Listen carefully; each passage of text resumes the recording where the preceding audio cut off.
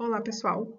Eu sou a Daniela, eu sou colega da disciplina de Fundamentos em Virologia e eu fiquei responsável, então, pelo seminário da família Herpes viridae. E é sobre isso, então, que a gente vai conversar no vídeo. Bom, o termo herpes, ele parece derivado da palavra grega herpein, tá? Então, alguns autores trazem alguns relatos de que Hipócrates, ele teria descrito lesões na pele de humanos, né, onde a lesão pareceria rastejar na pele do hospedeiro, né? Então, foi aí que teria sido cunhado esse termo, que dá nome à família herpes viridae. Eu coloquei aqui uma imagem de uma lesão de herpes zoster, que dessas lesões cutâneas de herpes é a que mais tem semelhança com essa descrição de rastejamento na pele, tá? Bom, os vírus que participam, né, que estão alocados na família herpes viridae, eles são vírus antigos, né? Então, alguns autores, eles dizem que são vírus que vêm coevoluindo com seus hospedeiros há 1 bilhão de anos, e essa coevolução explica o alto nível de adaptação desses vírus com seus hospedeiros. Alguns estudos de semelhança, eles vão sugerir que os diferentes herpes vírus eles tenham começado a partir de um ancestral em comum, que resultou em duas linhagens diferentes, né? Uma que vai infectar os mamíferos e uma que infecta os animais de sangue frio. Bom, dentro da família Herpes viridae, a gente tem 3 subfamílias, né? A subfamília alfa, beta e a gama. E a gente vai conversar um pouquinho sobre elas. Bom, a subfamília alfa, ela é uma subfamília que tem uma gama de hospedeiros bastante variável. Ela tem um ciclo replicativo bastante curto, de menos de 24 horas. Ela faz uma rápida disseminação na cultura celular, né? Destrói rapidamente as células. E a latência, ela se estabelece principalmente nos neurônios dos gânglios sensoriais autonômicos, tá? Bom, dentro dessa subfamília a gente tem 5 gêneros e 45 espécies, então nós temos os gêneros Iltovírus, Mardivírus, Escutavírus, Simplex vírus e Varicelovírus, né? O gênero que tem menos espécies é o Iltovírus, o Escutavírus também só tem 2, e o gênero que a gente tem mais espécies presentes é o Varicelovírus, com 19 espécies, e o Simplex vírus também tem bastante, né, 15 espécies. Depois a gente tem uma espécie que ainda não foi alocada em nenhum gênero, que é o Alpha herpes vírus quelonídeo 6. E uma coisa que eu achei importante destacar, já que a gente tem bastante colegas veterinários, é que a maioria dos herpes vírus que são de importância veterinária pertence ao gênero dos varicelovírus. Bom, eu tentei trazer uma tabela com cada protótipo de cada gênero, tá? Eu não consegui achar os protótipos de todos os gêneros, mas sempre que possível eu tentei trazer realmente o protótipo. Bom, dentro dos iltovírus a gente tem, então, o alfa herpes vírus galídeo 1, que é responsável pela laringotraqueite infecciosa. Nos mardivírus, o alfa herpes vírus galídeo 2, que é o agente etiológico da doença de Marek. Nos escutavírus, o alfa herpes vírus quelonídeo 5, que ele infecta algumas espécies de tartarugas, então causando a fibropapilomatose. No simplex vírus, o protótipo é o alfa herpes vírus humano, bastante conhecido, causa as lesões orais. E nos varicelovírus, o alfa herpes vírus humano do tipo 3, que é o responsável pelos quadros de varicela e na reativação dos quadros de herpes zoster. Aqui algumas imagens, então, aqui um animal com laringotraqueite infecciosa, né? Então o animal pode apresentar dispneia, conjuntivite. Aqui é uma imagem do artigo onde eu encontrei essas informações sobre a fibropapilomatose nas tartarugas, tá? Então eu acredito que essas aqui sejam as lesões herpéticas características. Aqui uma pessoa infectada, né, com uma lesão característica de herpes zoster, uma lesão de herpes oral, que pode ser uma lesão assim bem simples ou com um acometimento maior. E aqui eu tinha uma imagem de um animal com a paralisia característica da doença de Marek, mais cortou. Bom, a subfamília Beta herpes virinae, ela já tem uma gama de hospedeiros mais restrita. O ciclo é maior também, né? Um ciclo longo de mais de 7 dias. Então, a gente tem uma lenta disseminação na cultura. As células infectadas, elas podem apresentar citomegalia, então um aumento de volume. E a latência, ela pode se estabelecer em tecidos glandulares, em células linforreticulares, em rins e também em outros tecidos. Dentro dessa subfamília, a gente tem 5 gêneros e 26 espécies. Então, temos os citomegalovírus, os muromegalovírus, os proboscivírus, o kiwivírus e os roselovírus. Então, o gênero que a gente tem mais espécies é o citomegalovírus. E aí depois temos vários com 3 espécies, né? O muromegalovírus, o proboscivírus e o kiwivírus. Essa é uma subfamília que ela tem patógenos humanos importantes, mas também tem vírus que infectam variadas espécies de animais, então roedores, primatas e outros. Bom, dentro do gênero do citomegalovírus, o protótipo é o beta-herpes vírus humano do tipo 5, que a gente comumente vai chamar de citomegalovírus humano. Essa é uma infecção subclínica, geralmente no indivíduo saudável, às vezes pode causar febre, mal-estar. A problemática maior está associada com imunocomprometidos, pessoas transplantadas e também em recém-nascidos, onde ocorreu a infecção transversal, né? E aí o bebê nasce com infecção congênita. A gente tem os muromegalovírus, né? Onde estão os citomegalovírus murinos. E aí eu não encontrei se esses animais eles são apenas persistentemente infectados ou se eles têm lesões características e algum outro acometimento. Dentro dos proboscivírus nós temos o beta-herpes vírus elefantídeo 1, que infecta algumas espécies de elefante e causa uma doença hemorrágica aguda e fatal, e pode levar esses animais a uma morte bastante rápida, né, em até 24 horas. Dentro dos kiwivírus nós temos o beta-herpes vírus CAVID2, ele infecta os guinea pigs, né, os porquinhos da Índia, se eu não me engano. E também não encontrei pouco material sobre esse vírus, então não saberia dizer se são apenas animais persistentemente infectados ou se eles têm manifestações características.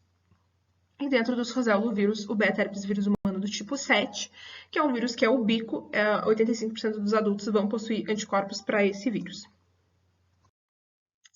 Aqui, essas são imagens de um caso clínico, tá?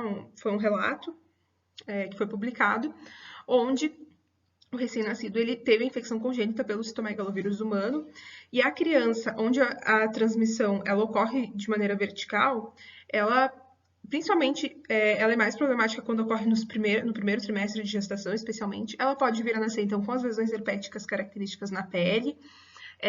A criança ela pode nascer com baixo peso, com um tamanho menor do que esperado, ela pode ter calcificações, né, que vão ser visualizadas nos exames de imagem, ela pode ter surdez, hepatosplenomegalia, né, fígado aumentado e icterícia, tá?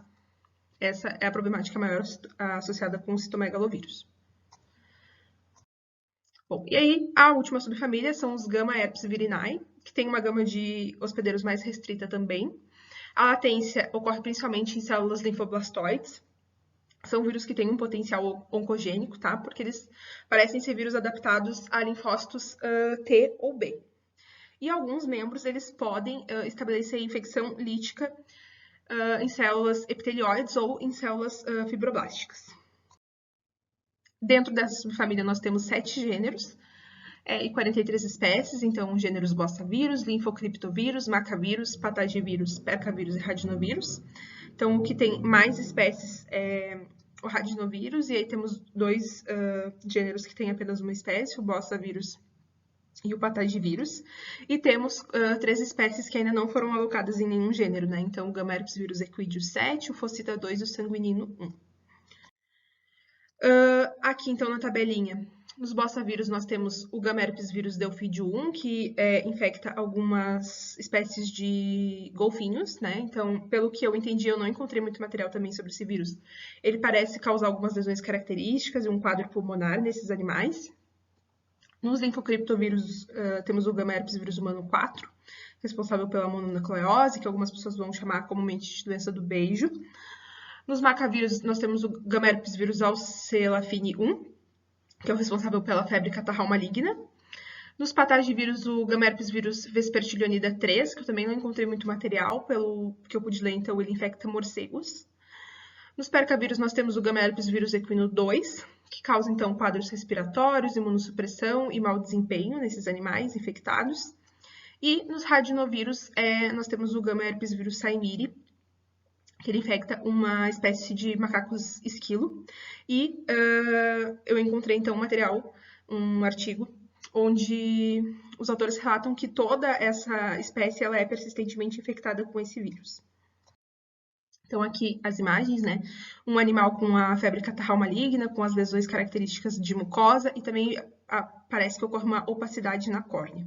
E aqui, só a título de curiosidade, o macaco esquilo, onde então toda essa espécie seria persistentemente infectada com um Gamma-herpes viride.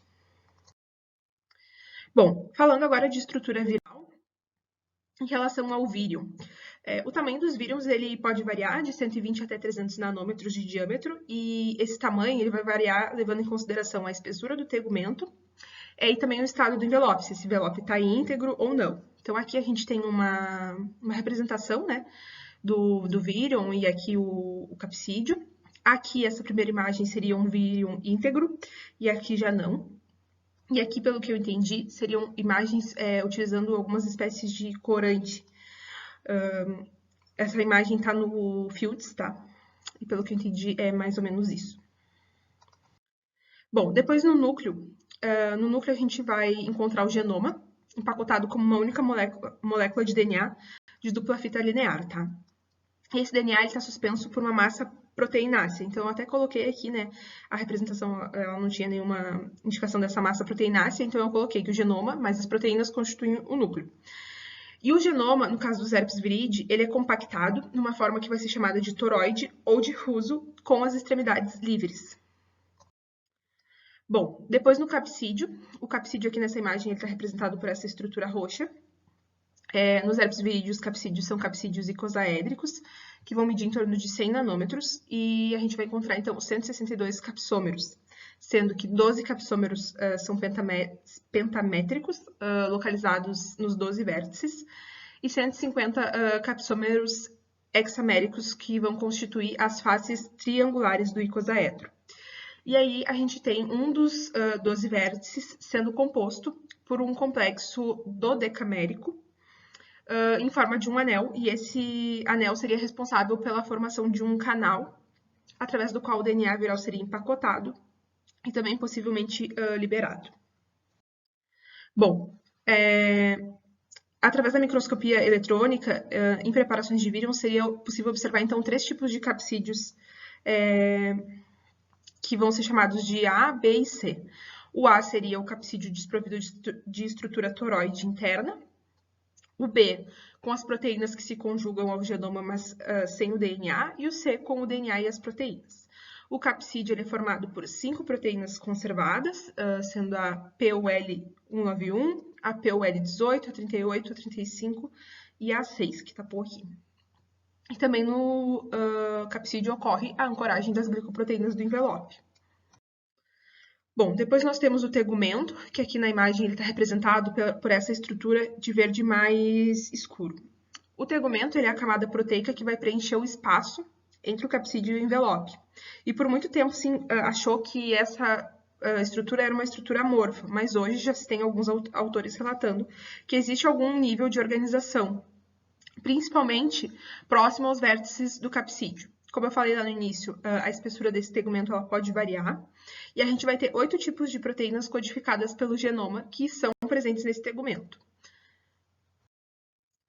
Depois a gente tem o envelope, tá? O envelope ele está caracterizado aqui por essa estrutura rosada, e ele tem nos herpes viride, então, uma aparência trilaminar, e ele tem numerosas protusões de glicoproteínas, que aqui estão representadas, então, tanto por essas estruturas em azul, quanto pelas estruturas menorzinhas numa cor rosa-pink. A quantidade de glicoproteínas ela vai variar de acordo com a espécie de herpes viride que a gente está falando. As funções das glicoproteínas são variadas também. Então, vão participar da ligação aos receptores celulares, do processo de fusão, penetração e transporte, e também de processos de interação com o sistema imune. E se sabe que algumas dessas glicoproteínas, elas não são essenciais para o processo de replicação viral. Então, através daqueles estudos onde se deleta essas glicoproteínas, já se viu que algumas não são essenciais para o processo de replicação do vírus. E aí nós temos o genoma. Então, os herpes viridis são vírus de DNA, fita dupla linear, que ficam compactados nessa forma toroide ou difuso, né, pode ser chamada dessas duas maneiras, com as extremidades livres. Mas esses genomas lineares, eles vão circularizar rapidamente, né, depois que eles são liberados no interior das células hospedeiras.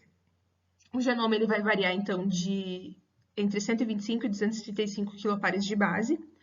E a composição de bases do DNA também varia, né? Então, o conteúdo de CG pode variar de 31% a 75%. E aqui eu trouxe um exemplo do alfa-herpes vírus humano do tipo 1, que tem um conteúdo de CG de 68%. Em relação aos arranjos de sequência, os genomas dos herpes vírus eles são organizados em relação à localização e ao número de sequências repetidas terminais e internas. E aí a gente vai ter divisão em 6 grupos. Então, a gente vai ter a divisão de A a F. Eu pensei em trazer, né, a divisão de cada um, mas achei que ia ficar muito extenso, ia passar do propósito e também passar do tempo. E outras informações sobre o genoma, né? Então, o genoma dos herpes viridae, ele codifica mais de 70 genes. A maioria desses produtos já foi identificado.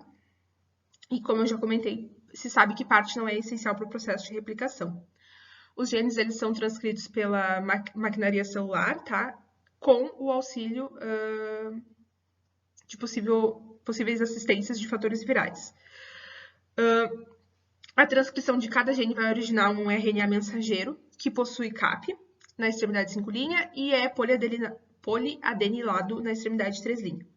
E poucos transcritos vão sofrer splicing antes de serem exportados para o citoplasma.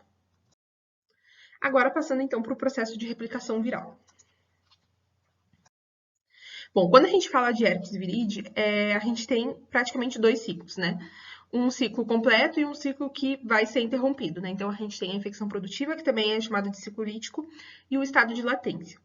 A infecção produtiva, ela vai ocorrer nos locais de penetração do vírus, né? Então, no epitélio e em tecidos adjacentes, e nos neurônios, né? Então, se acredita que nos neurônios ela ocorra durante a reativação da infecção latente.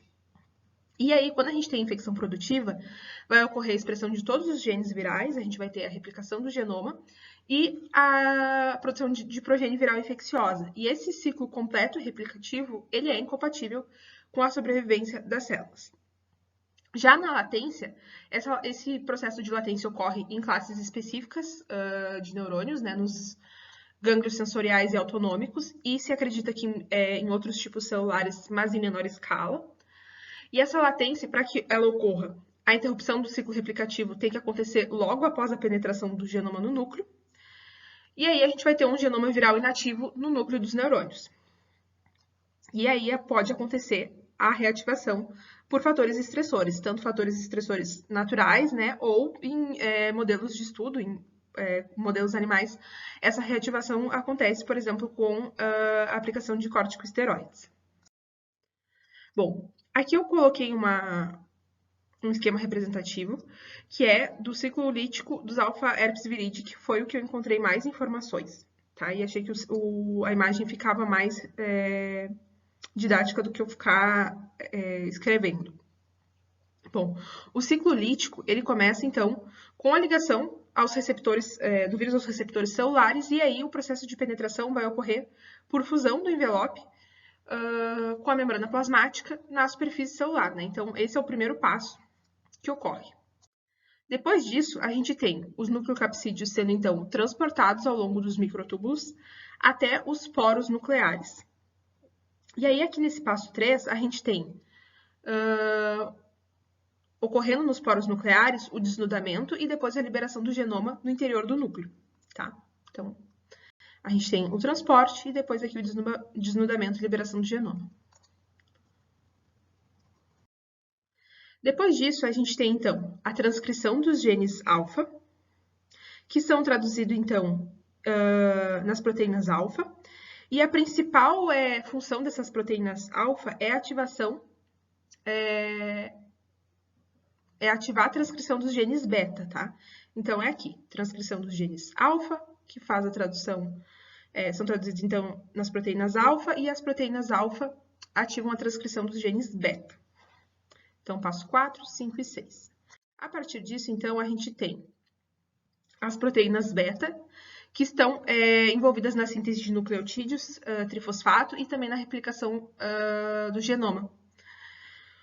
Os genes gama, eles somente são transcritos após a replicação do DNA. E aí, esses genes gama vão codificar principalmente proteínas estruturais. Então, a gente tem aqui o passo 10, a codificação de proteínas estruturais. Parte dessas proteínas, ela vai penetrar, né, essas proteínas estruturais vão penetrar no núcleo, formando, então, pré-capsídeos, nos quais o genoma vai ser introduzido. No passo 12, a gente tem, então, os nucleocapsídeos adquirindo o envelope por brotamento através da membrana nuclear interna. E aí a gente tem dois passos que podem ocorrer concomitantemente, né? Então, a gente pode ter essas nossas partículas perdendo o envelope ao atravessar a membrana nuclear externa, e aí elas vão ser reenvelopadas no aparelho de Golgi, ou então elas podem ser enviadas em vesículas até o Golgi, tá? Ou então aqui, ou então aqui. Depois, os vírions, eles envelopados, né, eles vão ser transportados em vesículas do transgolgi até a superfície celular, e aí a gente vai ter a liberação dessas partículas virais que ocorre por exocitose. Bom, aquele é o ciclo lítico. A gente tem também o processo de latência. A latência é uma característica muito marcante dos herpes vírus, se não é a característica mais marcante. Ela vai falar muito sobre a capacidade de adaptação desses vírus e o quanto esses vírus viabilizam a sua disseminação e o quanto eles são capazes de infectar novos hospedeiros. Quando a gente tem esse estado de latência, o genoma viral vai permanecer inativo, né? Então a gente não vai ter a produção de uma progenia infecciosa, e aí a gente vai ter uma expressão gênica ou muito restrita ou então ausente. No caso dos alfa-herpes vírus, via de regra, né, a latência é estabelecida nos gânglios que inervaram a região da infecção primária. E aí, quando a gente tem a reativação, quando essa reativação ela ocorre com a presença de sinais clínicos, a gente vai chamar isso de recrudescência. E, normalmente, quando a gente tem reativação, os sinais eles costumam ser mais brandos do que os sintomas que foram apresentados na infecção primária. Pode ocorrer também de ter reativação sem acompanhamento de sinais clínicos, mas com a expressão de partículas virais, tá? E aí a reativação ela ocorre por fatores estressores, tanto em modelo experimental, onde vão ser utilizados corticosteroides para essa reativação, quanto fatores estressores naturais, né? Então, por exemplo, para alfa-herpes vírus humano tipo 1 e tipo 2, pode ser, por exemplo, herpes labial, exposição prolongada ao sol. Para herpes genital, tem alguns trabalhos levantando a questão de modulação e fatores hormonais que vão reativar o herpes genital no período menstrual das mulheres, pode ser por utilização de determinados medicamentos, corticosteroides e também por estresse em si.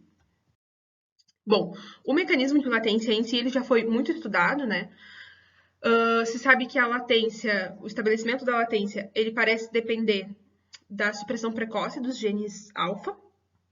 E aí a gente tem um único transcrito viral sendo detectado nos neurônios quando a gente tem esse estado de latência, né?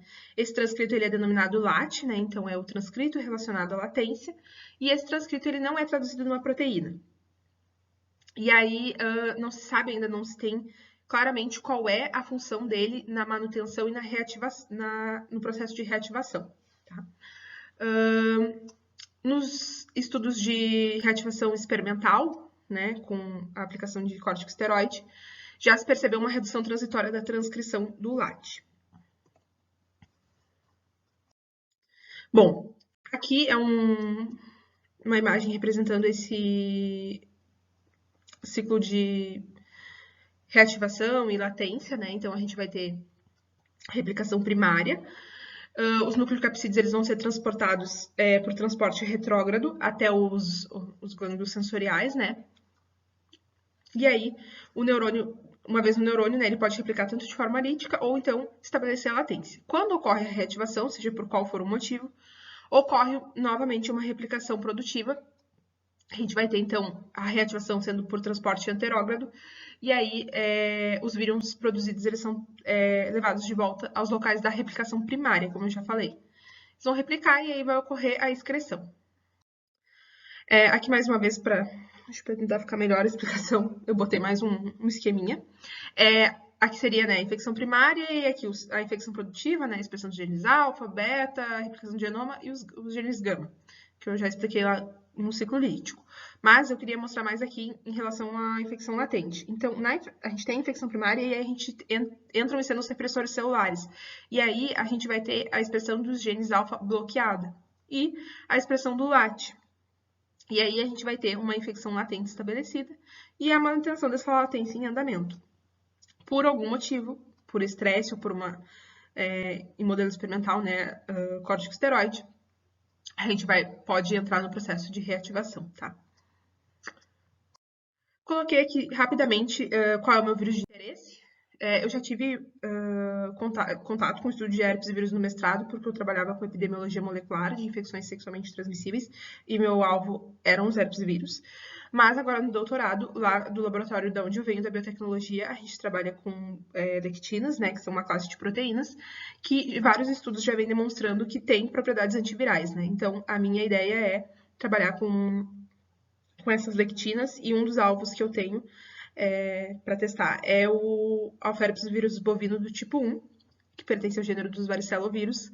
Tem um genoma de 137 quilopares de base, ele foi isolado pela primeira vez nos Estados Unidos em 1956. Eu não vou ficar me alongando, porque o pessoal da veterinária com certeza conhece muito bem. Causa rinotraqueite infecciosa, vulvaginite pustular e balanopostite pustular infecciosa, e parece que o subtipo BOHV1.2A é o que tem a prevalência maior no Brasil. Então é isso, essas são as referências que eu utilizei para confecção do seminário. Muito obrigada.